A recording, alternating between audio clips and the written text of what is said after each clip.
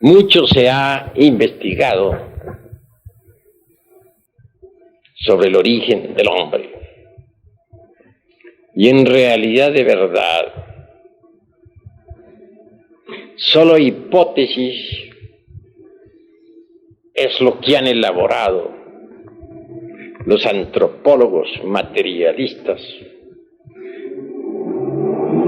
de esta edad decadente y tenebrosa. Si le preguntásemos nosotros a los señores de la antropología materialista cuál fue la fecha y el modo exacto como surgió el primer hombre, no sabrían ciertamente darnos una respuesta exacta.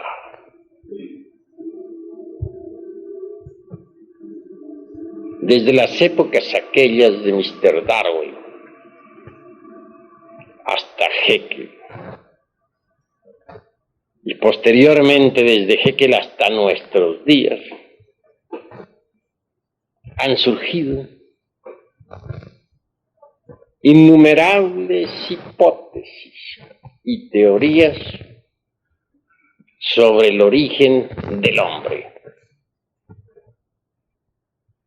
Empero, hemos de aclarar en forma enfática que ninguna de tales suposiciones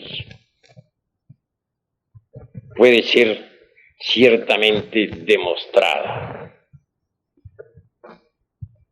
El mismo Haeckel asegura con gran énfasis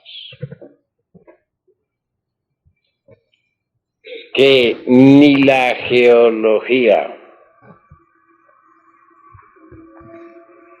ni tampoco esa otra ciencia llamada filogenia tendrán jamás exactitud dentro del terreno de la mismísima ciencia oficial. Si aseveración de esta clase hace un Haeckel, ¿qué podríamos nosotros añadir a esta cuestión? En realidad, esto del origen de la vida y del origen del hombre no podría ser ciertamente conocidos en tanto la humanidad no haya estudiado a fondo la antropología gnóstica.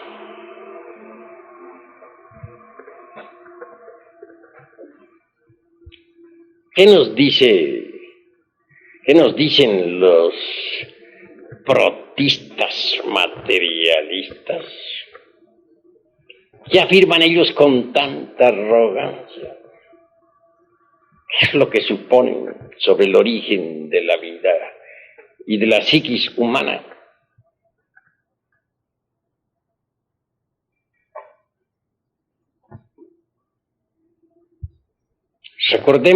Recordemos con entera claridad meridiana al famoso monerón atómico de Haeckel entre el abismo acuoso.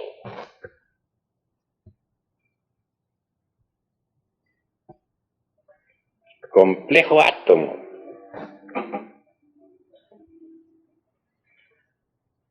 que no podía en modo alguno surgir de un azar, como lo supone ese buen señor.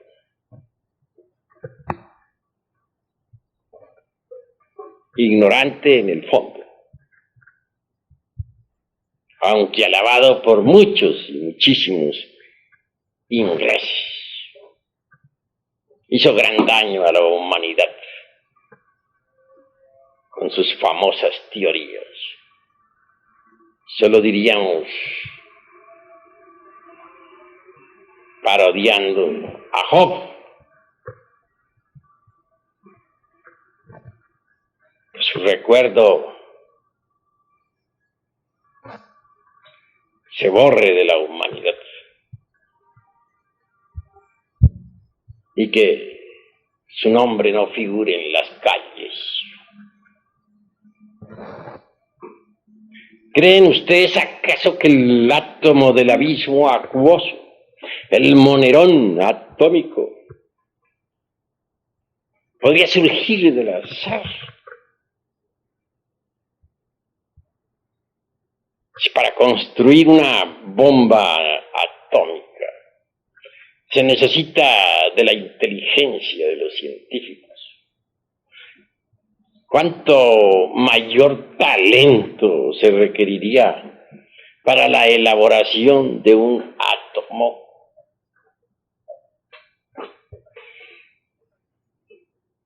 Si negáramos los principios inteligentes a la naturaleza,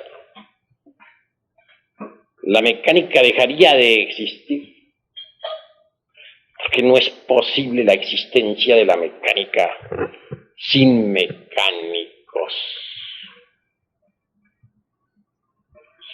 Si alguien considerase posible la existencia de cualquier máquina sin autor, me gustaría que lo demostrara, que pusiese los elementos químicos sobre el tapete del laboratorio, para que surgiera un radio, un automóvil, o simplemente una célula orgánica. Creo que ya don Alfonso Herrera, el autor de la plasmogenia, logró fabricar la célula artificial, mas esta siempre fue una célula muerta, que jamás tuvo vida.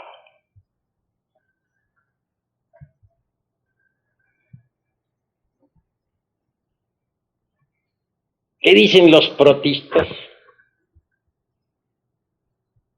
Que la conciencia, el ser, alma o espíritu, simplemente los principios psíquicos, no son más que evoluciones moleculares del protoplasma a través de los siglos.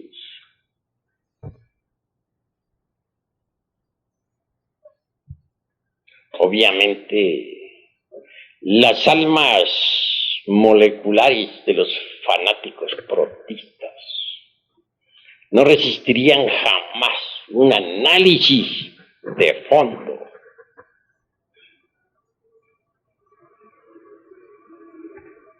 La célula alma, el batibius gelatinoso del famoso Haeckel, del cual surgiera toda especie orgánica, está buena como para un Molière y sus caricaturas.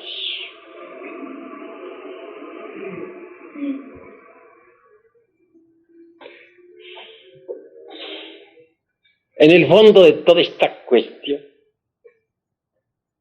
y tras de tanta teoría mecanicista y evolutista, lo que se tiene es el afán de combatir al clero. Se busca siempre algún sistema, alguna teoría que satisfaga a la mente y al corazón para demoler al Génesis hebraico. Es precisamente una reacción contra el bíblico Adán y su famosa Eva sacada de una costilla, el origen viviente de los Darwin, de los Haeckel y demás secuaces. Pero deberían ser sinceros y manifestar su insatisfacción contra todo concepto clerical.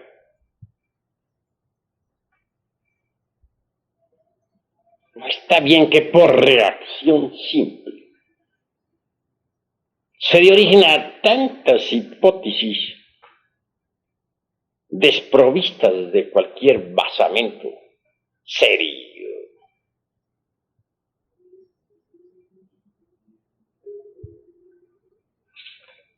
¿Qué nos dice Mr. Darwin sobre la cuestión esa del mono catirrino? Que posiblemente el hombre devino de allí. Sin embargo, no lo asienta en forma tan enfática como lo suponen los materialistas alemanes e ingleses.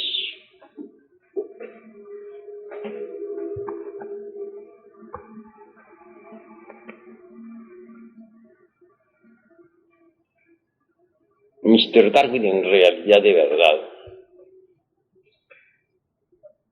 dentro de su sistema, puso ciertos fundamentos que vienen a desvirtuar y hasta a aniquilar absolutamente la supuesta procedencia humana del mono, aunque éste sea el catarrino o catirrino.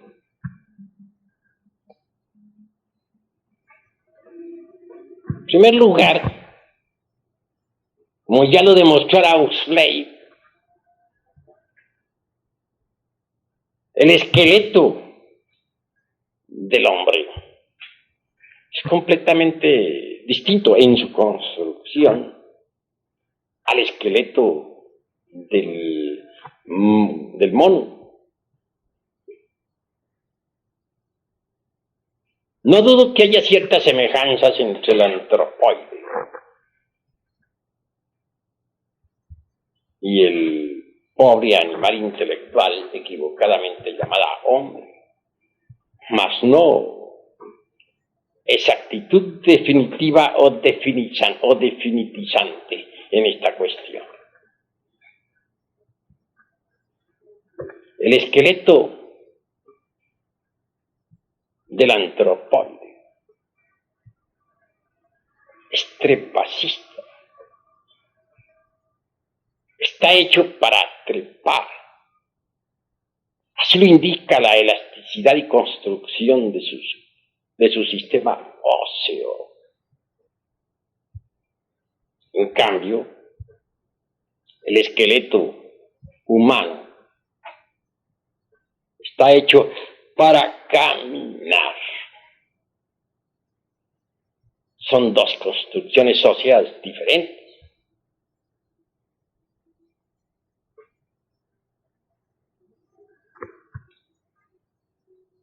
Por otra parte, la elasticidad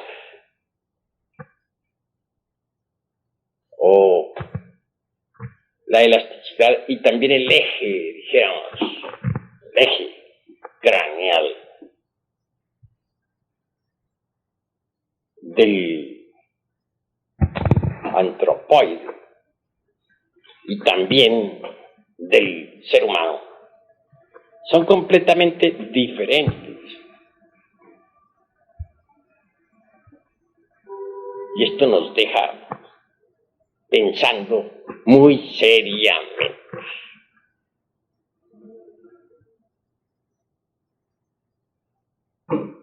Por otra parte, mis estimables hermanos, bien se ha dicho, con entera claridad meridiana, por los mismísimos antropólogos materialistas, que un ser organizado. En modo alguno podría venir de otro que marchase a la inversa, ordenado antitéticamente. En esto habría de poner cierto ejemplo. Veamos al hombre y al antropoide.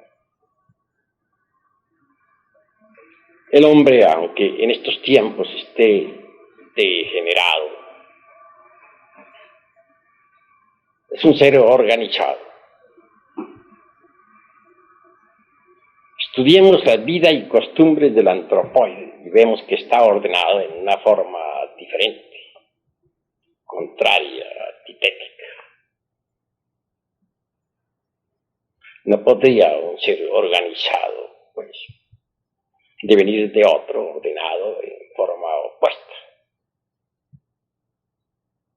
Y esto lo afirman siempre, muy severamente, las mismísimas escuelas materialistas.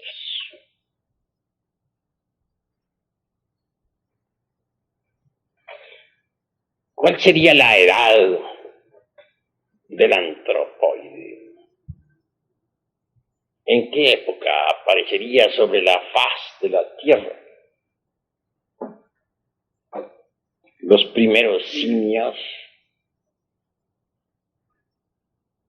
Incuestionablemente en el Mioceno. ¿Quién podría negarlo?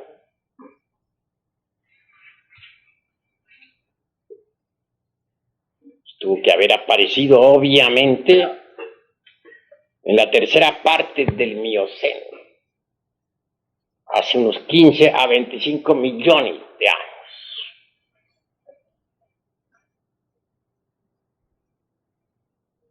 ¿Por qué hubieron de aparecer sobre la faz de la Tierra los antropoides?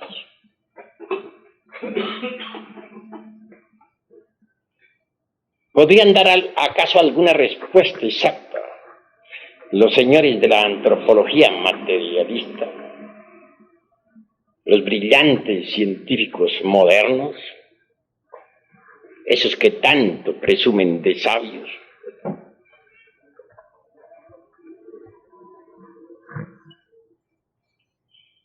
Es obvio que no. Además, el Mioceno en modo alguno estuvo ubicado dentro de la famosa Pangea, tan sonada por la geología de tipo materialista.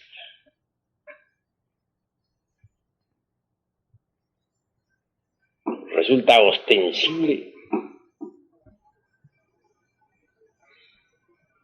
que el Mioceno tuvo su propio escenario en la antigua tierra lemúrica, continente ubicado antes en el Océano Pacífico. Restos de la Lemuria tenemos todavía a la Oceanía, con la Gran Australia, a la isla de Pascua, donde están tallados ciertos monolitos, etc. Que no lo acepte la antropología materialista por estar embotellada completamente en su Pangea. ¿Qué importa a la ciencia y qué a nosotros?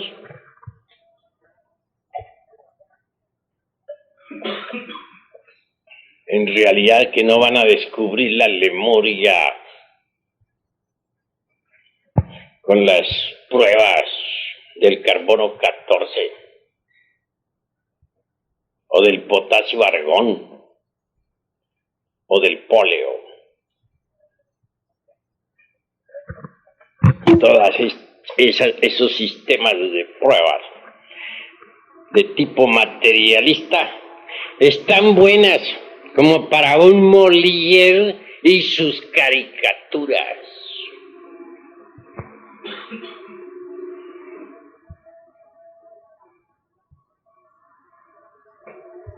Por estos tiempos, después de las infinitas hipótesis de los Haeckel y de los Darwin y de los Huxley y todos sus secuaces,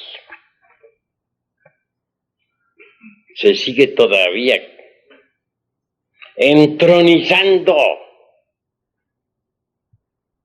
a la teoría de la selección natural de las especies, otorgándosele nada menos que el poder de crear nuevas especies.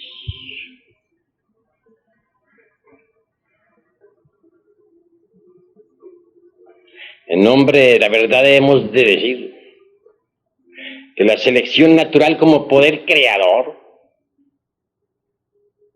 es sencillamente un juego de retórica para los ignorantes, algo que no tiene basamentos.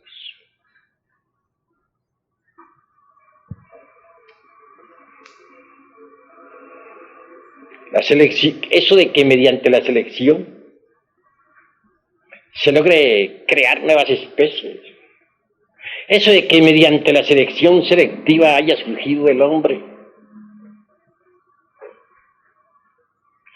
resulta en el fondo espantosamente ridículo y acusa ignorancia llevada al extremo. No niego la selección natural. Es obvio que esta existe. Mas no tiene el poder de crear nuevas especies. En realidad, de verdad que lo que existe es la selección fisiológica, la selección de estructuras y la segregación de los más aptos. Eso es todo. Llevar a la selección natural hasta el grado de convertirla en un poder creador universal. Ese es el colmo de los colmos. A ningún sabio verdadero se le ocurriría semejante tontería. Nunca se ha visto que mediante la selección natural surja alguna especie nueva. ¿Cuándo? ¿En qué época?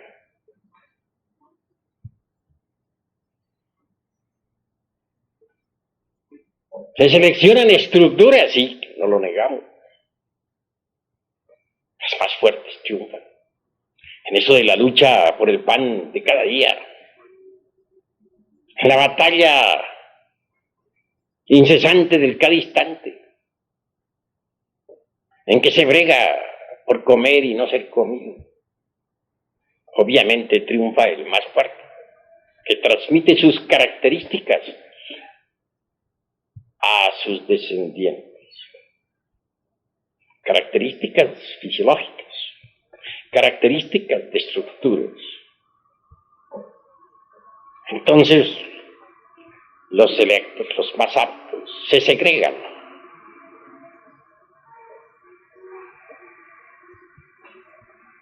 Y transmiten ellos a sus descendientes tales aptitudes. Así es como se debe entender la ley de la selección natural. Así es como se debe comprender. Una especie cualquiera. Entre las selvas profundas de la naturaleza tiene que luchar tragar y no ser tragado. Obviamente, resulta espantosa tal brega. Como resultado, triunfan, como es natural, los más fuertes.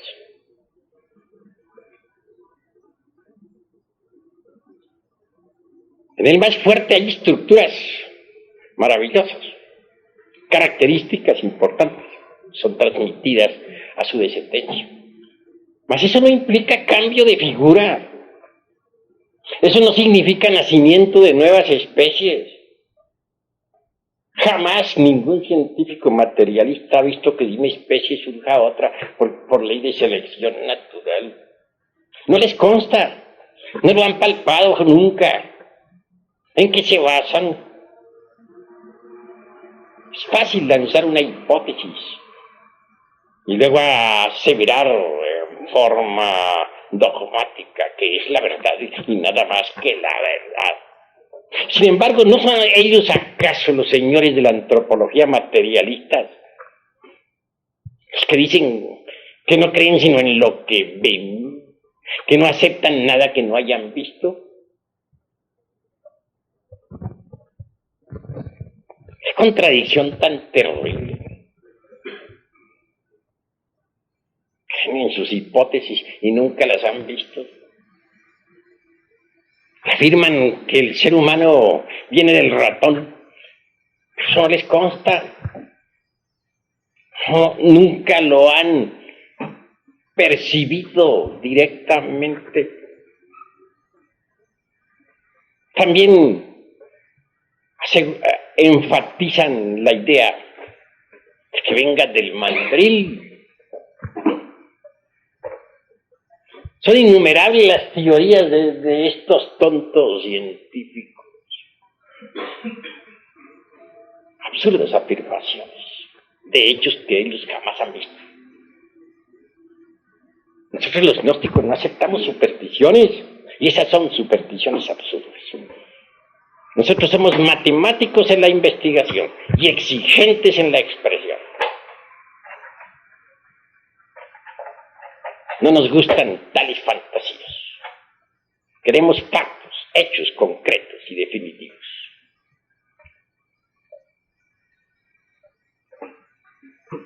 Así que, investigando dentro de esta cuestión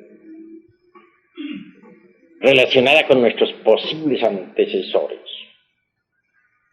podemos evidenciar claramente el estado caótico en que se encuentra la ciencia materialista. El desorden total de sus mentes degeneradas y la falta de capacidad para la investigación. Esa es la cruda realidad de los hechos.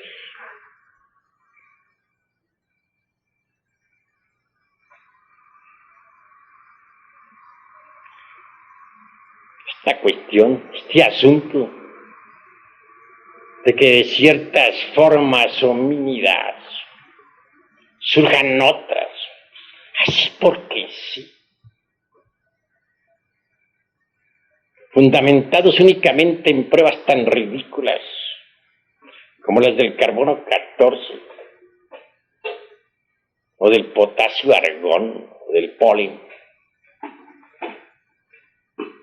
constituyen en realidad la vergüenza de esta época del siglo XX.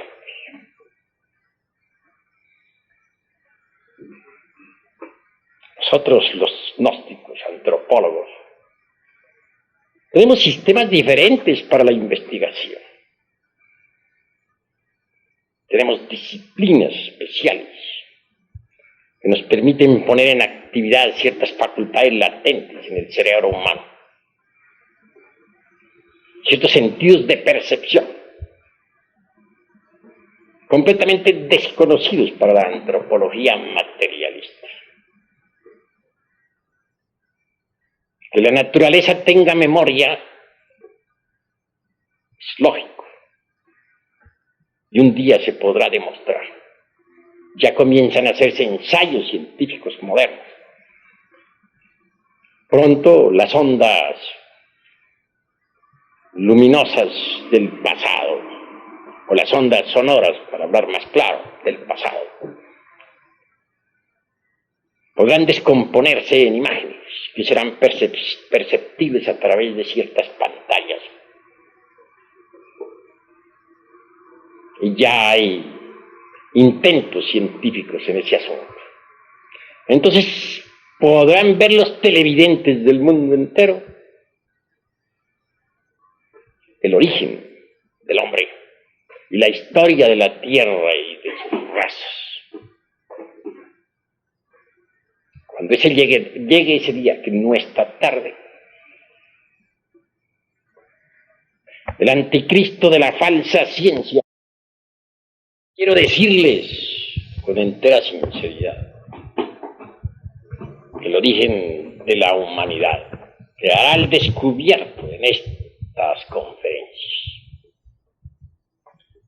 ¿Qué causas primarias y secundarias dieron origen a la humana especie?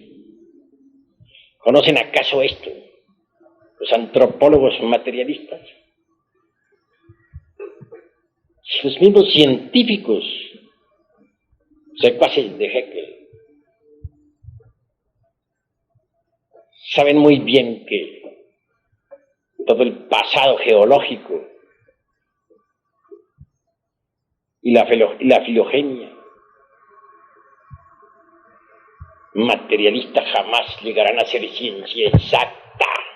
Así lo han afirmado, así lo han dicho.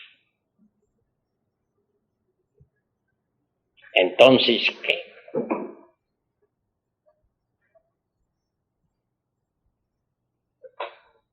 Estamos en una época de grandes inquietudes. Y el misterio del origen del hombre debe ser aclarado. El terreno de las hipótesis es deleznable. Es como un paredón sin cimientos. Basta darle un ligero empujón para convertirle en menudo sedimento.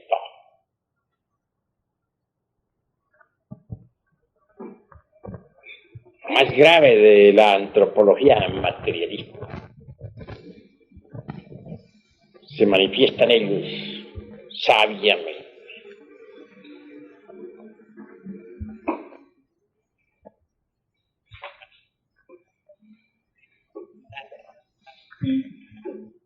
Absurdo resulta también embotellarnos en el dogma de la mecánica evolutiva. Si la naturaleza existen los principios constructivos, incuestionablemente existen también los destructivos. Si hay evolución en las especies vivientes, existe también la involución. Hay evolución, por ejemplo, en el germen que muere para que el tallo nazca. En la planta que crece, que echa hojas y que al fin da fruto. Hay involución en la planta que se marchita y que fenece y que por último se convierte en un montón de leños. Hay evolución en la criatura que se gesta dentro del vientre materno, en el niño que juega, en el joven. Hay involución en el anciano que decrece y que al fin muere. Evolucionan los mundos cuando surgen del caos a la vida. Después involucionan cuando al fin se convierten en nuevas lunas. Así es que si consideramos la antropología exclusivamente a través de la mecánica evolutiva, estamos hablando en forma parcial caemos en el error. Mas si estudiamos la antropología también a la luz de la involución, entonces marchamos equilibradamente, porque evolución e involución constituyen el eje mecánico de toda la naturaleza. Así que considerar que la evolución es la única base de todo este gran mecanismo natural resulta absurdo en forma total. Tenemos que considerar la vida y la muerte, los tiempos de desarrollo y los tiempos de caducidad. Solo así marcharemos correctamente dentro de la dialéctica gnóstica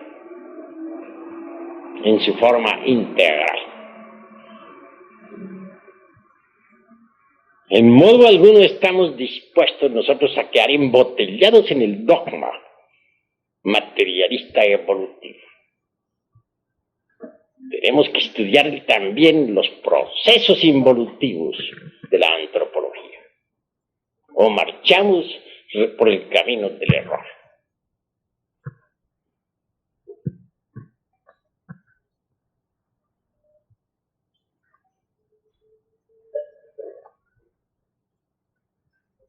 ¿Cuáles son los tipos originales de esta raza humana?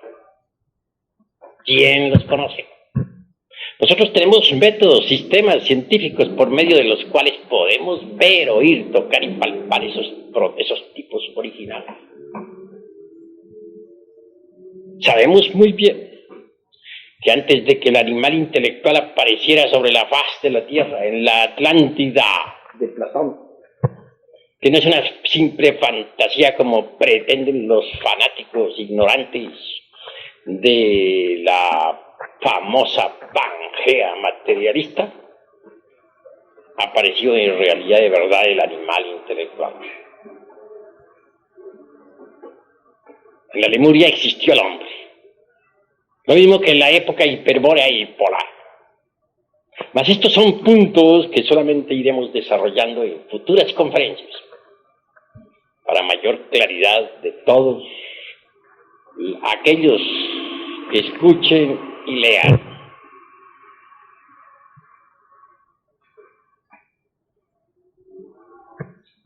La Atlántida realmente existió. Fue un continente ubicado en el océano Atlántico. Restos de la Atlántida tenemos nosotros, el archipiélago de las Antillas, etc. Las Canarias también son vestigios de lo que fue la Atlántida. Y aún la misma España no es más que un pedazo de la antigua Atlántida.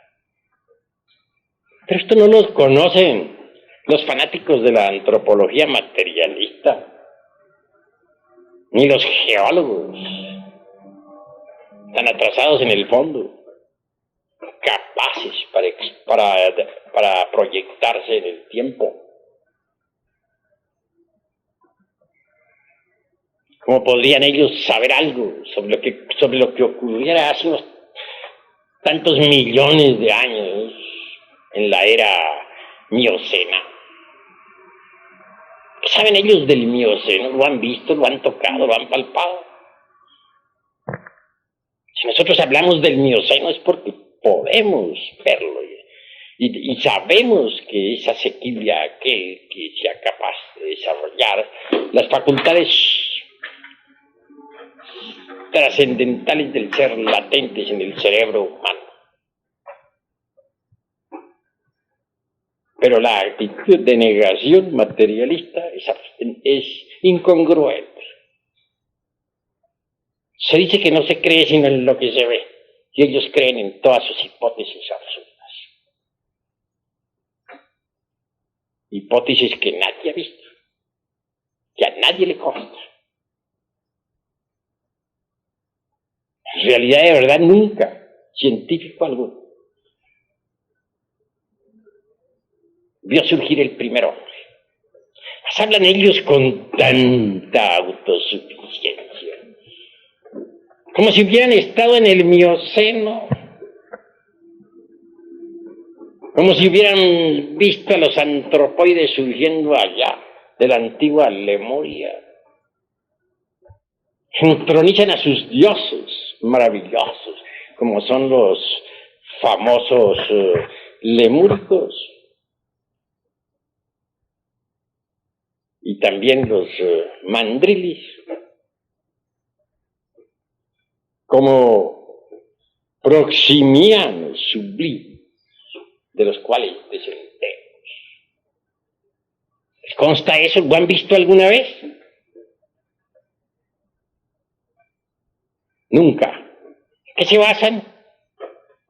En cosas que no han visto. ¿No son ellos mismos los que dicen que no creen sino en lo que ven? Entonces, ¿por qué están creyendo en lo que nunca han visto? ¿No es acaso esto una contradicción? ¿No resulta, en el fondo, esto incongruente?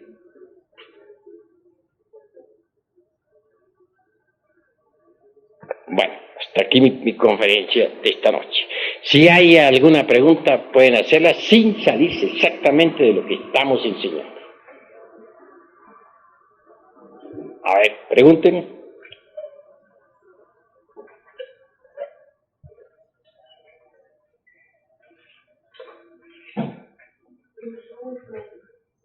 Se dice que el cambio de una especie a otra, que es conmutación, en un proceso de herencia, ¿no? Conmutación. ¿Cómo? O sea, con un proceso de herencia, conmutación, que ciertos genes se transforman para convertirse, para transformar la estructura precisamente del ser nuevo que va a surgir, digamos, ¿no? Entonces, ¿quiere decir que en realidad no existen mutaciones entre las especies?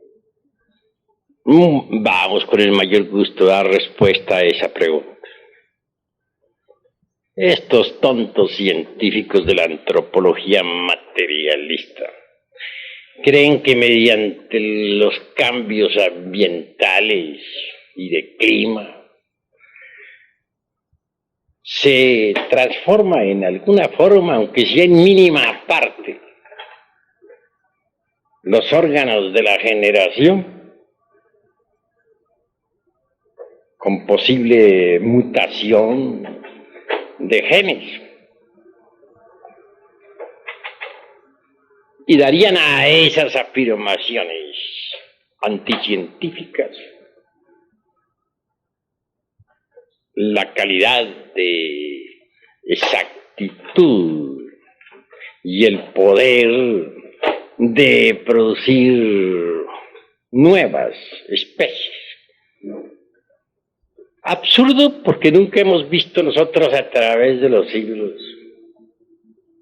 que los caballos se conviertan en otra cosa, que las águilas dejen de ser águilas, que los peces del inmenso mar se conviertan en gente. Ni siquiera los tiburones a los que se les otorga también nuestra paternidad. Pobres tiburones que ya siguen en el mar tranquilos mientras nosotros discutimos sobre ellos por aquí, en estas tierras.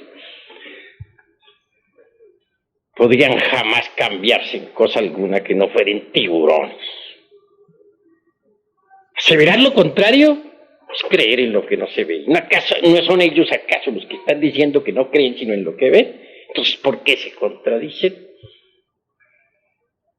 Que haya dos tipos de creación o dos clases de teorías para afirmar el origen del hombre. La una por vía, dijéramos, instantánea, como aquel muñequito del Génesis bíblico, en el cual Jehová sopla terriblemente, o que sea a través de la mecánica evolutiva.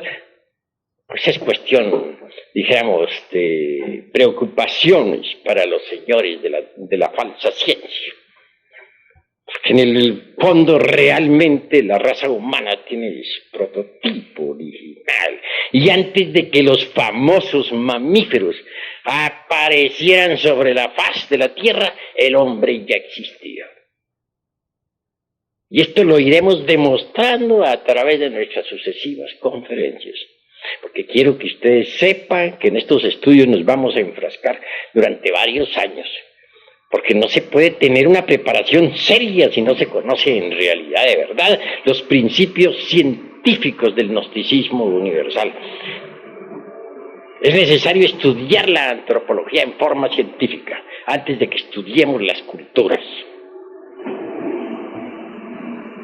Honorable maestro, preguntita, pero cada vez quiero hacer un comentario al respecto. Evidentemente, pues, a través de la simple lógica dialéctica y la lógica matemática, siendo rigurosa, el maestro ha demostrado de que la ciencia actual se contradice a sí misma, se contradice. Dice que no creen sino en lo que ven y precisamente afirman cosas que nunca se han visto. Nosotros podemos citar en este momento algo de la historia de la antropología materialista, cómo aparece más o menos en el siglo XVIII a través del pensamiento filosófico, de los filósofos, para dar una especie de ciencia que se va a llamar antropología, a través de unos señores que empiezan a recoger objetos antiguos. Y por ahí empieza. Pero nosotros, a través de la psicología, de la ciencia, podemos, digamos, hacerle una disección al hombre del siglo XVIII, en qué medio ambiente se encontraba, qué nivel del ser desarrollaba por lo general la cultura del siglo XVIII en Europa, y podremos darnos cuenta que está en un estado incipiente la misma ciencia materialista, y que a partir de esos postulados y de esas hipótesis han querido darle, como ya lo han dado, pues, en las universidades, cuál fue el origen del hombre.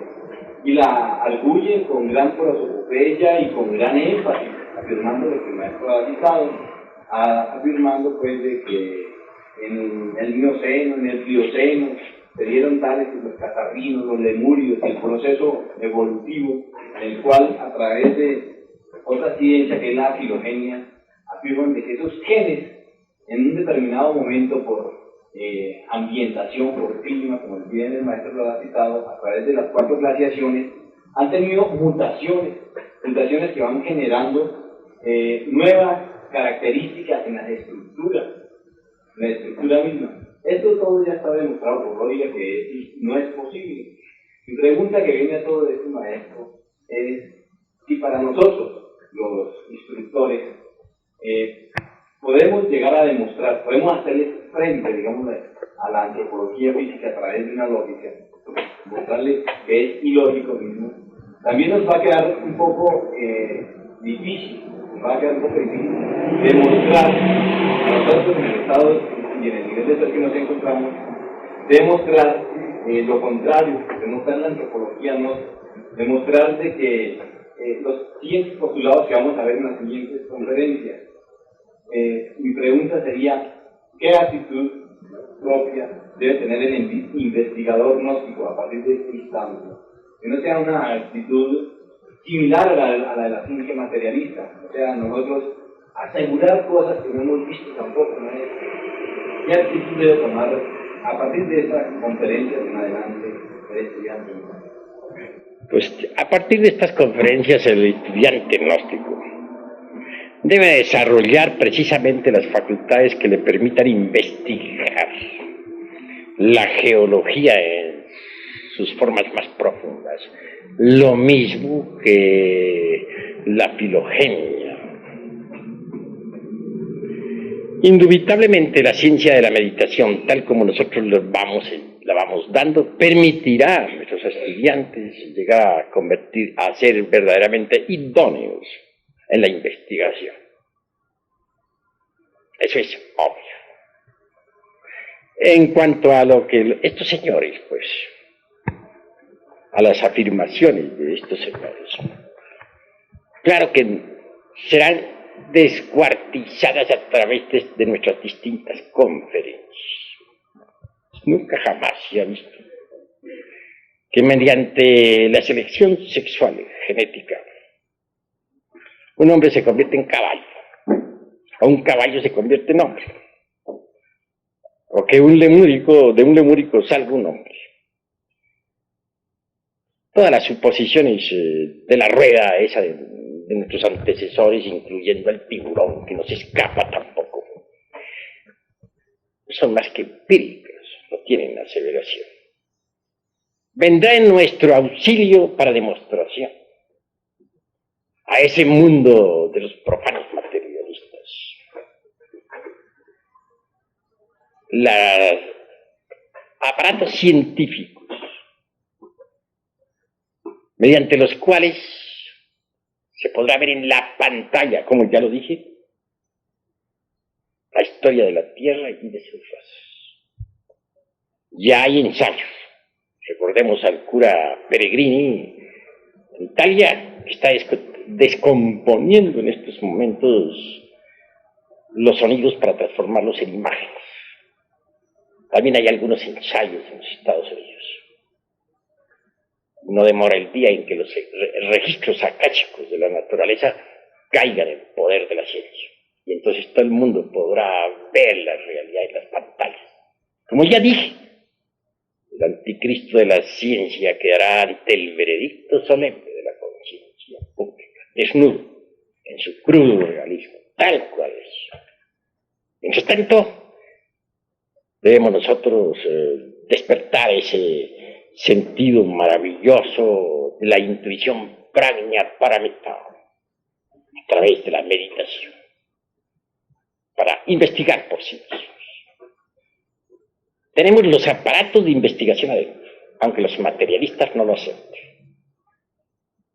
Desarrollemos, usemos esos aparatos inteligentemente. Obviamente que se hace necesario combatir a la ciencia materialista, científicamente. Y lo vamos a hacer, para que nuestros hermanos, todos, incluyendo los instructores, los misioneros, queden debidamente preparados. Maestro, usted nos ha hablado del fenómeno físico-químico, del fenómeno biológico, pero existe también el fenómeno psíquico, el fenómeno conscientivo y el fenómeno ontológico, maestro. ¿Cuál es el origen del hombre en las escalas psíquico, conscientivo y ontológico? Si nosotros vamos a cerrarnos completamente a la banda, como se dice, como lo hacen los antropólogos materialistas, quedaríamos más que con los ganglios y el cerebro, la materia gris como perceptiva de los fenómenos psicoquímicos. Pero si ahondamos en todas estas cosas a fondo, venimos a descubrir precisamente que estos tres fenómenos de los cuales tú hablas, o sea, el psicoquímico, el conscientivo y el ontológico, como escalas distintas de los niveles del ser. El psicoquímico o el químico que sirve de fundamento pues a lo psíquico para constituir lo psicosomático, obviamente está presente y todos ustedes lo han entendido o comprendido. En cuanto al conscientivo, realmente yo les digo a ustedes lo siguiente: el conscientivo tiene, dijéramos, un upadi, una base para la expresión sensible, cuál es el asiento vital de la vida orgánica.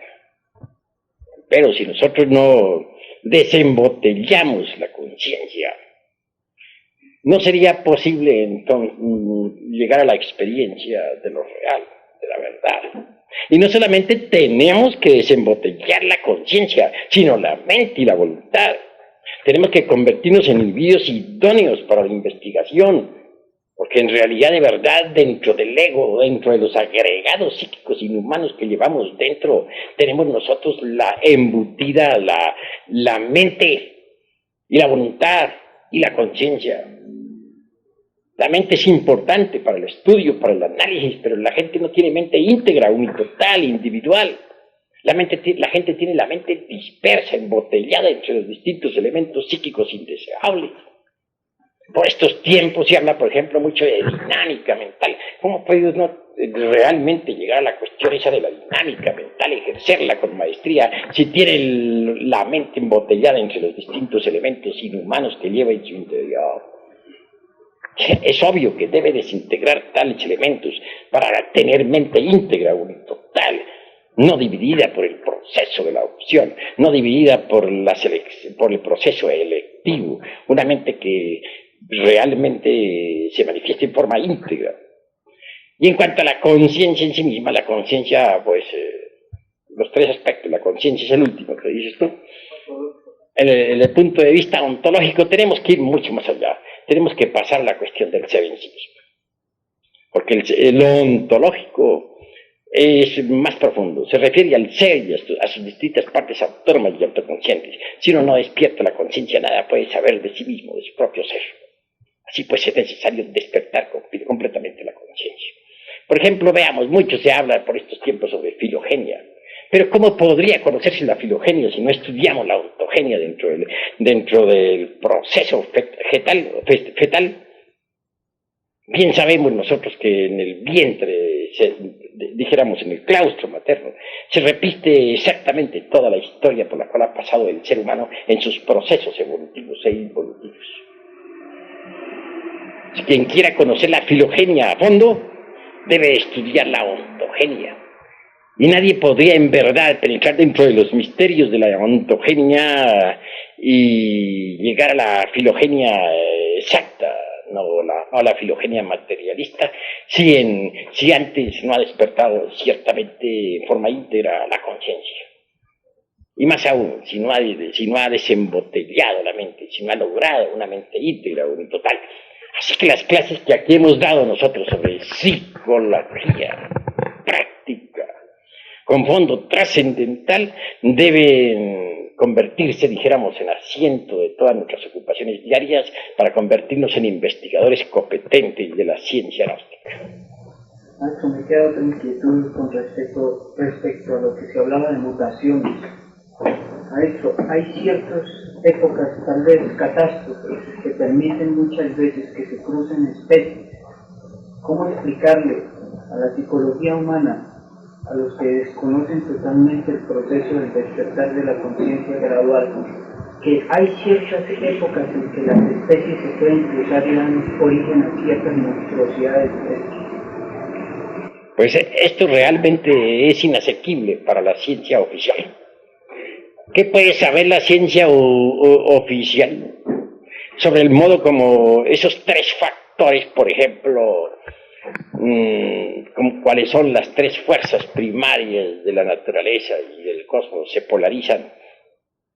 Incuestionablemente que eso nadie lo puede negar, que las tres fuerzas se polarizan, a veces en una forma, a veces en otra, a veces se permite que hayan ciertos cruzamientos y en otras épocas esos cruzamientos resultan algo más que imposible debido precisamente a las mismísimas polarizaciones. Por ejemplo, el chango, y esto que estoy diciendo no es para la conferencia ni va a quedar grabado, lo que dijimos sobre la conferencia es hasta donde dije, aquí termina la conferencia. Por ejemplo, el chango, ya hablando aquí entre nosotros, pues indudablemente tiene origen humano. Fue una época en que cierta raza lemur humana y muy humana se mezcló con bestias de la naturaleza. También al final de la Atlántida se vieron esas mezclas. Pero eso fue en esa época, en que el Okida-no activo, omnipresente, omnipenetrante, se desdobló en los tres factores y estos se polarizaron en cierta forma y de cierta manera que permitió que seres humanos se mezclaran con especies animales. Y de allí surgieron changos. Tanto en Lemuria hubo changos durante el Mioceno como también los hubo en la Atlántida. De eso trataremos más adelante y en forma seria en estudios científicos. Claro que lo que en este momento estamos platicando es aquí entre nosotros, no está incluido dentro de la conferencia. A ver. Acerca de lo que yo he entendido de la cuantificación de años atrás, geológica, o sea, la antropología se basa mucho en la geología para poder citar pues, el hombre antiguo en qué época apareció. Estos planteos de la geología también sabemos muy bien que es un riguroso estudio de observación sobre formaciones geológicas. A estas formaciones geológicas se han llamado, como bien sabemos todos, la era primaria, la secundaria, la terciaria y la cuaternaria en la cual estamos. En la era terciaria y secundaria, donde aparecen estos periodos del Mioceno, Plioceno, Oligoceno, se les da un dato aproximado a través de las pruebas de largopotasio, a través del polen, o a través de también de las técnicas geológicas. Le dicen, tal formación geológica tiene tantos años, y si el esqueleto está allí aparecido, y dice, hace tantos años apareció este hombre, según en la profundidad en que se encuentra. Esas formaciones en sí mismas sí corresponden a los años que pone la ciencia oficial. Bueno, la pregunta que tú me estás haciendo no está dentro de la conferencia de hoy. No, porque tenemos que ceñirnos estrictamente a lo que hemos enseñado hoy. Nada más, pero te la contesto con mucho gusto. Obviamente que esas clasificaciones son absurdas en un 100%. Que en realidad, de verdad, las eras que tú has citado tienen cada una sus correspondientes escenarios. Hoy me limito solamente a decir que el Mioceno tuvo por escenario la Lemuria.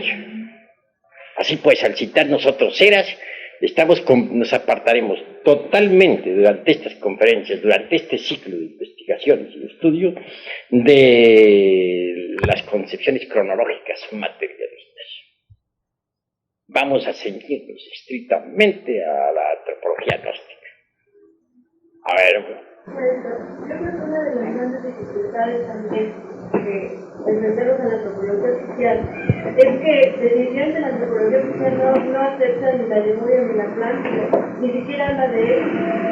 Entonces, bueno, por lo que yo he llegado a comprender con una combinación de los dos estudios, es de que la antropología oficial trata de entender el origen del hombre, de la raza aria, nada más centrándose así, sin pensar en que hay lemúricos en Italia, Atlantes tampoco. Entonces creo que ahí hay una gran confusión también. No ignoramos eso, pero ¿qué importa eso a la ciencia y que a nosotros? Ya he dicho, el que ríe de lo que desconoce está en el camino de ser idiota. Que vamos a quedar nosotros también embotellados dentro de la famosa Pangea materialista, o vamos acaso nosotros a combinar la antropología gnóstica con la antropología de los ignorantes materialistas, enemigos del Eterno. Jamás. Al contrario, nosotros vamos a combatir la antropología materialista con la antropología gnóstica y vamos a demostrar científicamente el absurdo de la antropología materialista. Ahora solamente me propongo, en realidad de verdad, prepararlos a ustedes para que queden lo suficientemente fuertes para la batalla. Dentro de algunos tiempo, cuando estén preparados, en verdad retaremos públicamente a la antropología materialista ante el veredicto solemne de la conciencia pública y científicamente los venceremos en el campo de batalla. Eso es todo. A ver, perdone, maestro, que yo insisto en la misma pregunta, tal vez la exponé mal. Yo digo que ya que vamos a combatir, ya que el maestro dice que vamos a combatir a la antropología científica en un tiempo con bases sólidas, la antropología física científica se basa, maestro, la base del hombre está en la Tierra. O sea, los primeros estudios de antropología empiezan por la geología. Nosotros también debemos tener una claridad sobre la geología de este planeta, ¿no? La formación de este planeta. Ellos empiezan muy bien, nosotros sabemos que la antropología empieza explicando la formación del planeta. Después, explicando la aparición de la vida en el planeta y luego cómo la vida fue evolucionando ya de algas marinas a animales, a tiburones, así sucesivamente. ¿Cuál es? Mi pregunta volvía, esas eras geológicas que existen, las vamos a ver nosotros. Vamos a tener también una base a través del planeta. ¿Cómo podría ocurrirles a ustedes que fuéramos todos nosotros a estudiar la antropología, excluyendo la geología? ¿Sería eso tan absurdo como querer que un drama se representara sin escenario, en el aire, así porque sí? Todo el drama de la vida humana, toda la historia de la Tierra y de sus razas se ha desenvuelto dentro de distintos periodos geológicos. Por tanto, a través de estos estudios se van contemplando esos periodos geológicos. Mas no vamos a desenvolver nuestra didáctica dialéctica de acuerdo con el programa de la antropología materialista, porque no somos copiones. Sencillamente vamos a ir desarrollando todas estas cuestiones antropológicas y geológicas de acuerdo con nuestra propia dialéctica. Hoy solamente he querido poner como principio Lemuria y Atlántida.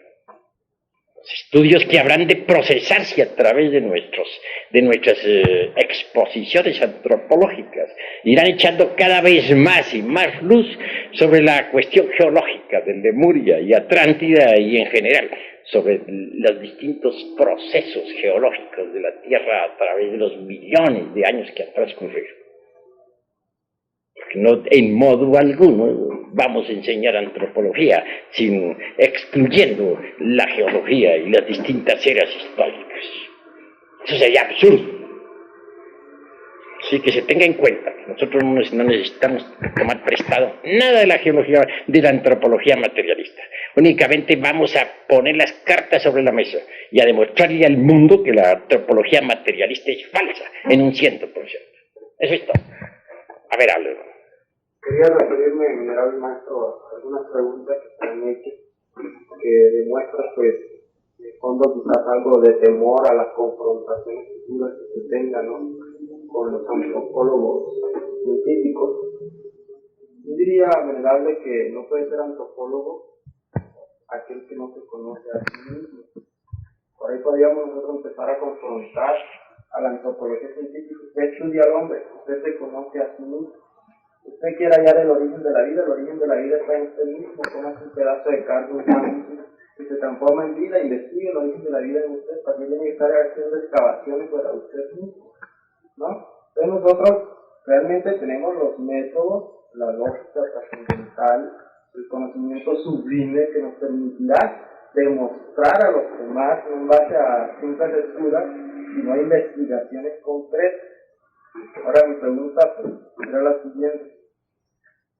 Se ha hablado de la selección natural, de la lucha. Bueno, pero ¿cuál es tu pregunta? Primero me planteas algo, eso no es pregunta. No, pero yo... Porque voy a contestar primero, luego viene la segunda.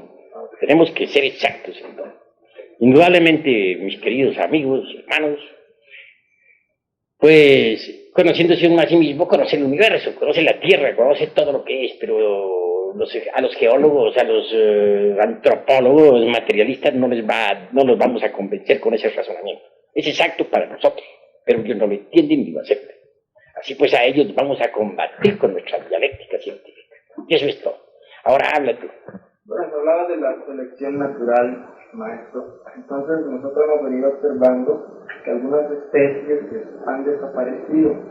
Entonces nuestra pregunta es, si las especies realmente desaparecen o se reabsorben en sus arquetipos primigenios para luego reaparecer en otra futura ocasión de acuerdo a los ciclos vitales de un planeta. Ya hablé sobre eso en un mensaje de Navidad anterior que ustedes conocieron. Hablé sobre los gérmenes de la vida. Entonces dije que esos gérmenes estaban contenidos aquí mismo en la naturaleza y que tienen sus tiempos de evolución y de involución. Una especie, por ejemplo, sale desde su estado germinal cuando es su tiempo, su hora, en el medio ambiente que le pertenece, etc. Entonces se le ve en evolución. Cuando las condiciones del medio ambiente cambian, entonces esa especie involuciona y al fin desaparece, pero al desaparecer quedan sus gérmenes suspensos en la atmósfera, en la naturaleza. Si se crearan artificialmente condiciones similares a las que existieron en aquella época, esa especie volvería a aparecer y luego desaparecería otra vez al desaparecer esas condiciones. Así pues que las especies, las gérmenes, todo lo que es, ha sido y será, tiene sus tiempos de manifestación y sus tiempos de pralaya. O sea que con esta explicación, maestro, se le da un golpe, digámoslo así, fulminante a ese aspecto de la creación por selección natural. Pues sí. Los científicos materialistas tienen tan absurdos como suponer, por ejemplo, que las especies pueden tener cambios espontáneos, variaciones accidentales, y sin embargo ellos mismos han asentado el dogma de que estamos en un universo de fuerza, de materia.